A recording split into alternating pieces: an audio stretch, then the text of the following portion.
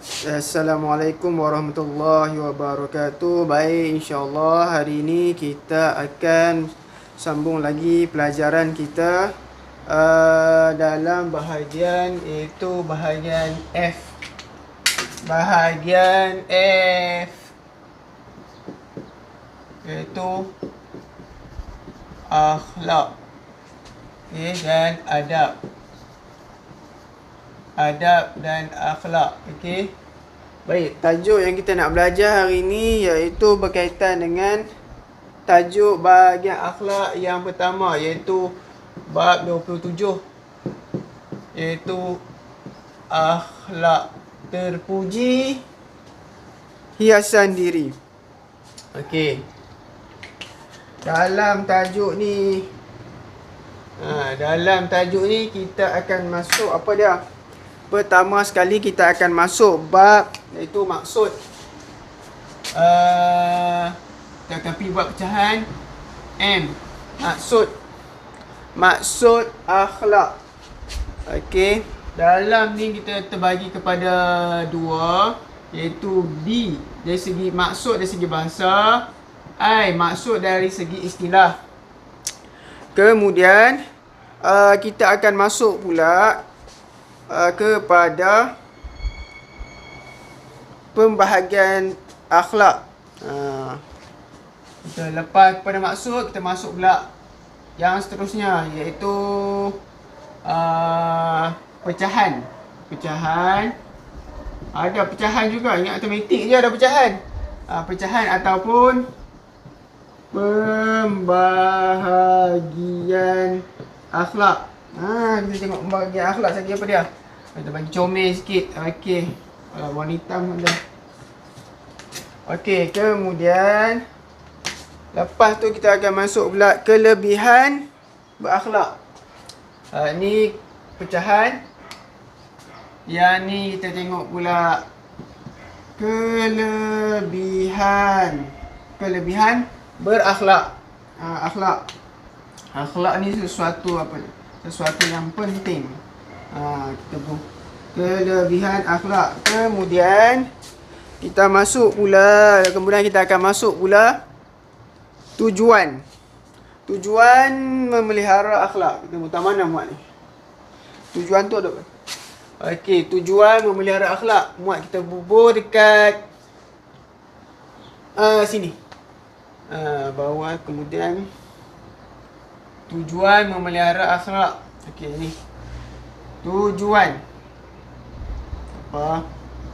Tujuan menjaga akhlak. Senang. Tujuan menjaga akhlak. Dalam buku teks tulis memelihara akhlak. Kita bubuh tujuan memelihara akhlak. Kita bagi mudah. Okey, tujuan jaga akhlak. Kemudian yang seterusnya, implikasi tidak memelihara akhlak. Implikasi tidak berakhlak lah maksud dia. Implikasi tidak berakhlak.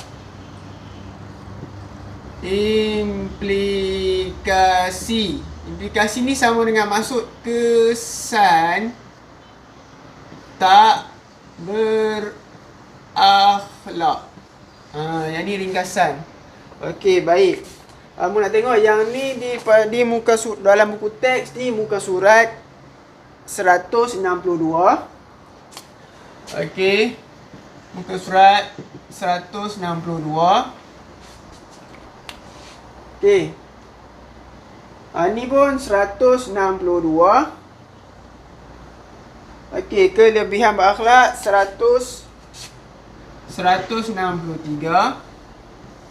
Tujuan menjaga akhlak. Tujuan menjaga akhlak ataupun tujuan memelihara akhlak sama. Tu pelihara, jaga sama. Okey. Muka surat 164. Okey, lagi satu kita tak buh dia punya. Okey. Yang ni kita tengok dekat muka surat 165. Okey, baik. 165. Okey, 1, 2, 3, 4, 5. Okey, 2 ada yang kita akan masuk hari ni. Okey, nampak atas tu? Oh, atas tu tak apa nampak. Okey, tak apa, tak apa. Kita belakang sikit. Okey, satu kesan tidak berakhlak. Okey.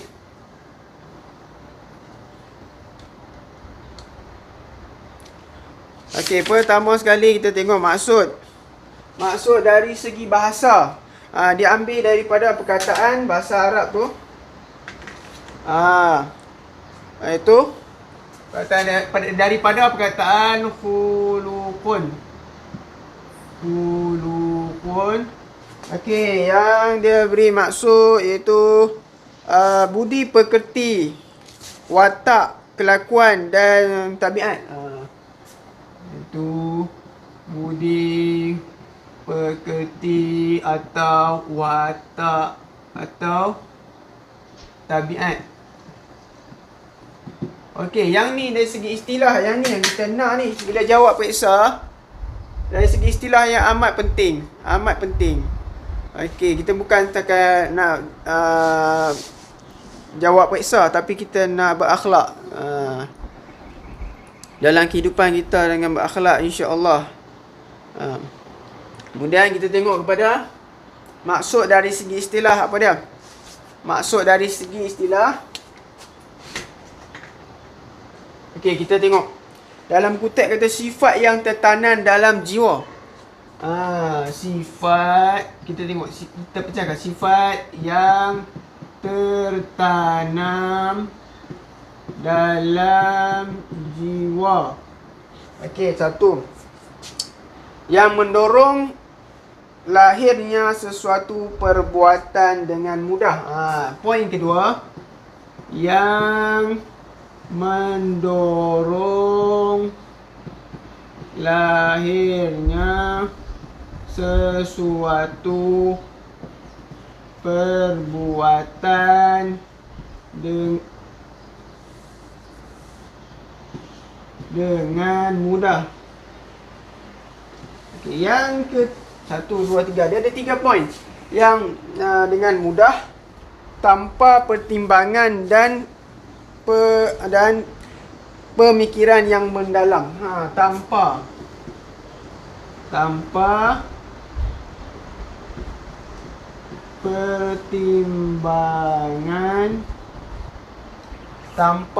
pertimbangan dan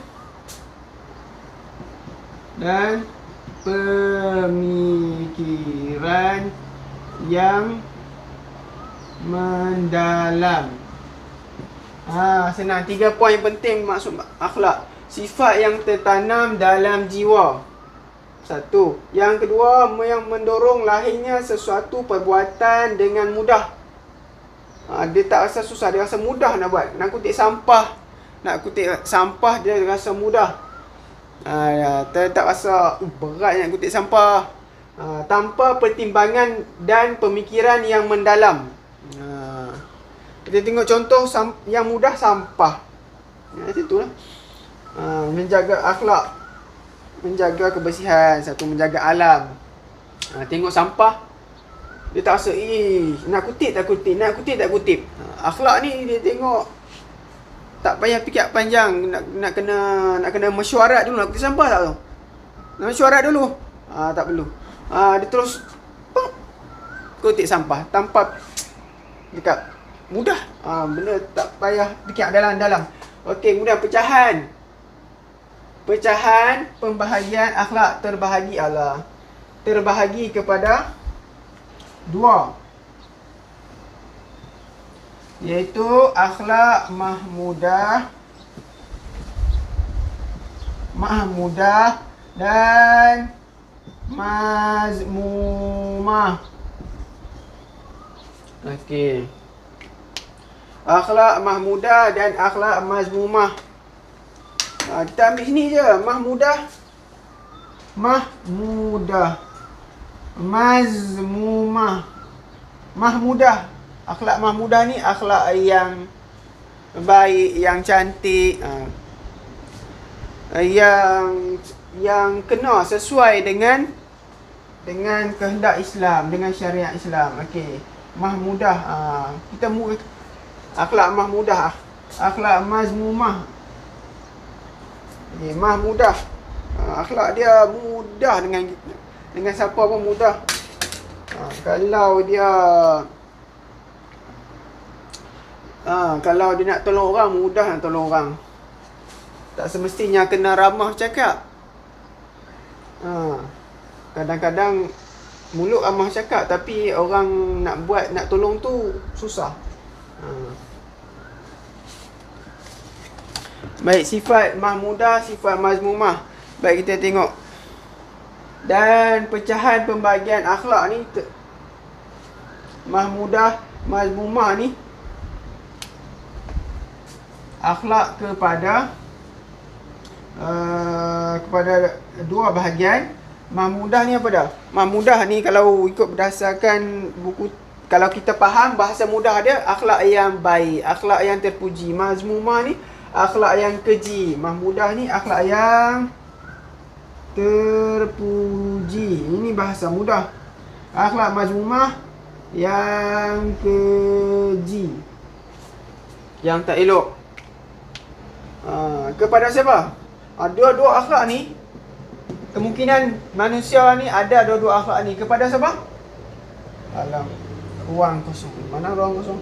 Kepada akhlak kepada Allah, kepada manusia, kepada haiwan, kepada alam sekitar. Okey. Manusia ni ada yang jenis akhlak terpuji kepada empat ni. Allah, kepada manusia, kepada haiwan, kepada alam sekitar. Dan ada kemungkinan manusia yang sifat keji, mazmumah, kepada akhlak yang keji, kepada akhlak mazmumah, kepada Allah, kepada manusia, kepada haiwan, kepada alam sekitar. Okey, baik. Kita tengok. Kalau dalam buku teks ni, dia ayat lengkap dia tu, sifat dan tingkah laku, sifat mahmudah, sifat dan tingkah laku yang terpuji, yang terdapat pada diri seorang yang bertepatan dengan nilai dan hukum syarak. Kalau mazmumah ni terbalik je. Terbalik sahaja. Okey. Nampak ni bawah ni? Nampak tak? Okey. Terbalik saja. Okey, kalau sifat mazmumah, sifat dan tingkah laku keji. Yang terdapat pada diri seseorang yang berlawanan, bertentangan dengan nilai dan perkara, dan bertentangan dengan nilai dan hukum syarak. Okey, baik. Yang tu sifat mazmumah. Yang kelebihan berakhlak. Contoh akhlak mahmudah kepada Allah. Kepada Allah. Apa dia sifat yang mahmudah kepada Allah? Contohnya syukur, sabar. Contohnya syukur, sabar, redha. Sifat keji kepada Allah. Sifat yang keji kepada Allah, akhlak yang buruk kepada Allah. Contohnya riak, putus asa, sangka buruk. Riak, putus asa. Lagi apa ni tadi? Sangka buruk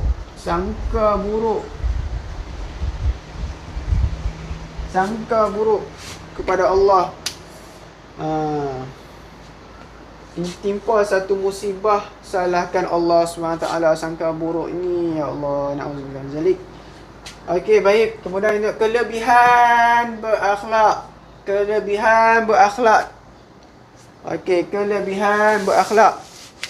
Okey, banyaklah hadis menyebutkan kelebihan-kelebihan berakhlak. Tapi cuma dalam buku teks ni dimasukkan ada lebih kurang 3 sahaja. Jadi kita tengok salah satu hadis daripada hadis kelebihan berakhlak. Okey. Terjemahan hadis Abu Hurairah radhiyallahu anhu menyatakan bahawa Rasulullah SAW bersabda, orang mukmin yang paling sempurna imannya ialah orang yang paling baik akhlaknya. Okey, kelebihan berakhlak. Okey, jadi kita rumuskan daripada hadis tu apa dia? Akhlak paling baik, jadi dia iaitu orang mukmin yang paling sempurna imannya.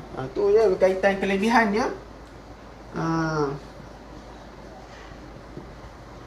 Paling sempurna iman ialah orang yang paling baik akhlaknya. Okey, hari ni kita nak buat petaminda ni. Kita nak buat petaminda dalam satu muka surat. Boleh? Satu bab. Okey, kemudian kita tengok. Ni paling sempurna iman ialah orang yang paling baik akhlaknya. Akhlak kena faham. Akhlak ni kena ikut akhlak yang Islam gariskan.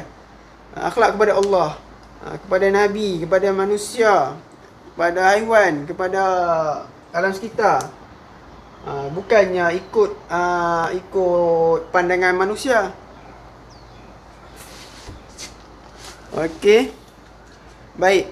Yang seterusnya, hadis yang seterusnya iaitu Abu Darda radhiyallahu anhu meriwayatkan bahawa Rasulullah sallallahu alaihi wasallam bersabda, tidak ada sesuatu yang lebih berat dalam timbangan di akhirat daripada keelokan akhlak.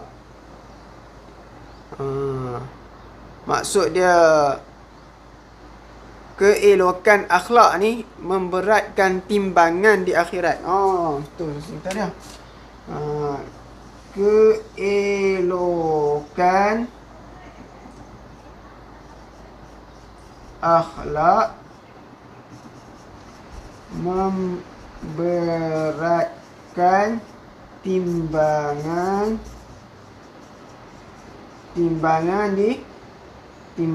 itu akhirat. Timbangan akhirat. Okey, jelas. Kemudian kita tengok pula tujuan memelihara akhlak. Tujuan menjaga akhlak. Okey, tujuan menjaga akhlak. Okey.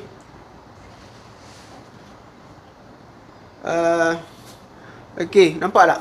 Dari sini. Okey, dari sana kita ke sini. Tujuan jaga akhlak pertama dalam buku teks menggariskan sebenarnya banyak akhlak ni.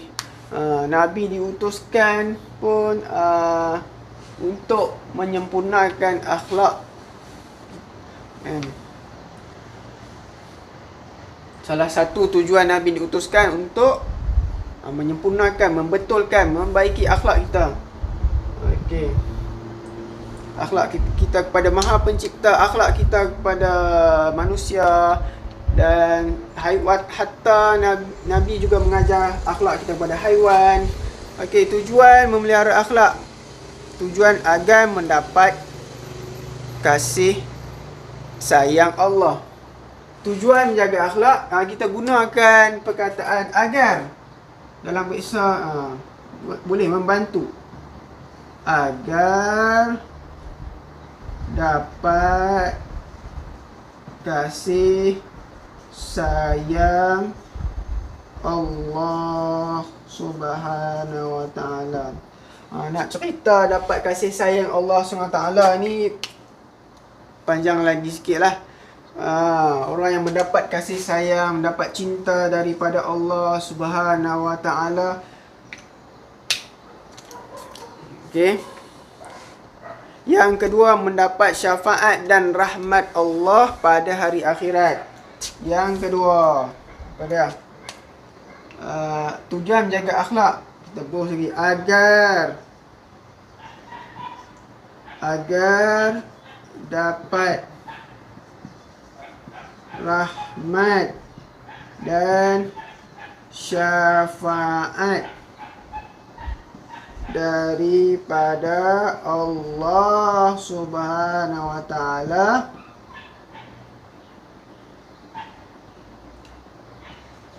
di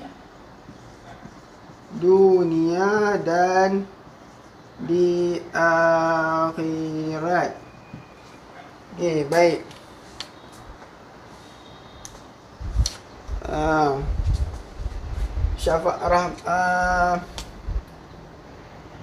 Okey, kita lebih kepada di dunia dan di akhirat. Rahmat Allah dan syafaat Allah. Mendapat rahmat dan syafaat. Dapat rahmat dan syafaat Allah pada hari akhirat. Dalam kutip tapi kita tambah di dunia dan di akhirat. Okey, syafaat di akhirat, rahmat di dunia dan di akhirat. Rahmat Allah ni luas, sangat luas tak? Istimewa rahmat Allah. Kemudian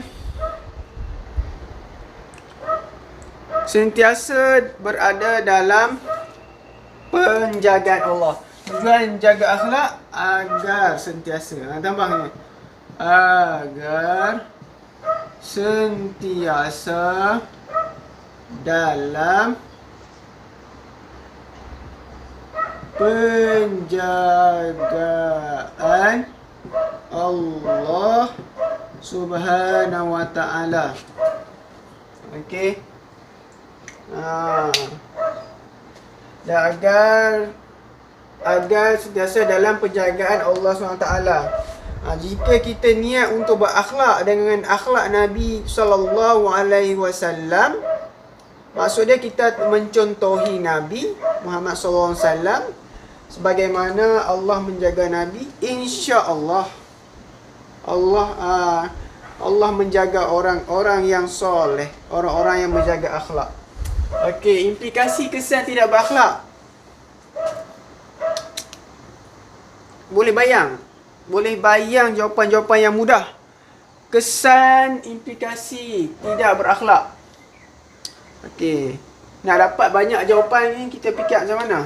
Ni SPM pun kena guna kaedah EIN. Individu, masyarakat, negara.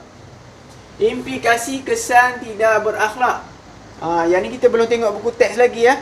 Yang ni kita boleh dapat baca apakah kesan jika tidak berakhlak. Okey, kita pergi tengok dekat I, individu, masyarakat, negara. Kita pergi tengok satu-satu. Nampak tak atas tu? Okey. Kita pergi ke I, individu. Apa yang berlaku? Jiwa tidak tenang. Yang kedua, kepada individu, kesan kepada individu boleh merosakkan, melemahkan iman.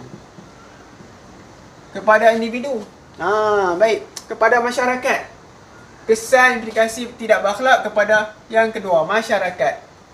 M. Alamak, tukar pen lain lah, no? Warna lain baru cantik.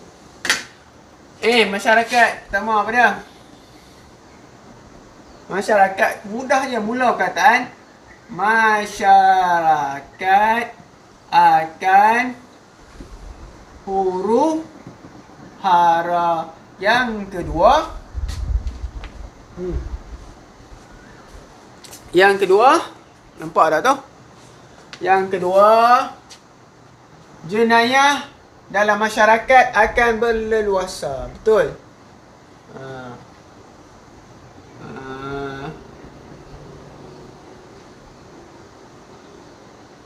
Jenayah atau maksiat? Maksiat lah. Tak ambil maksiat. Maksiat dalam masyarakat akan berleluasa. Dosa-dosa dalam masyarakat tersebut akan boleh bertambah. Kemudian individu, masyarakat, lagi satu N. Negara. Yang lain. Negara. Kita ambil apa? Yang ni jawapan-jawapan yang mudah dan dapat markah dalam peperiksaan. Negara akan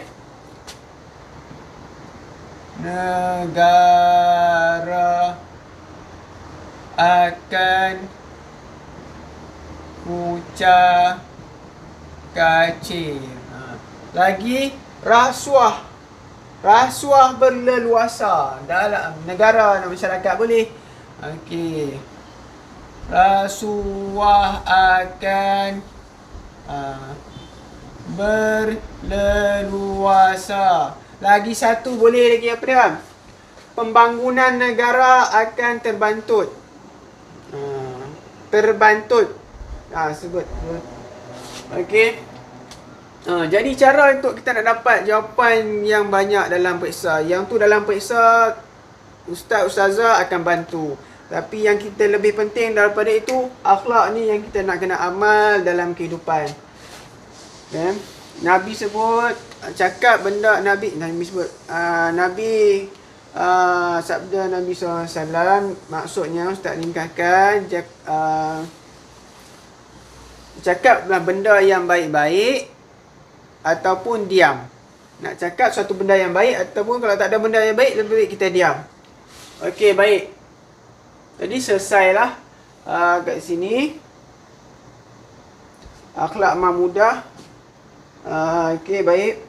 Akhlak mazmumah. Kemudian maksud dari segi bahasa, istilah, pecahan, pembahagian akhlak mahmudah, mazmumah, akhlak kepada Allah, akhlak kepada manusia, akhlak kepada haiwan, akhlak kepada haiwan pada alam sekitar. Okey, bawah sekali ni nampak tak tahu? Okey. Baik. Baik, itu saja untuk kali ini. InsyaAllah kita akan sambung. Assalamualaikum warahmatullahi wabarakatuh.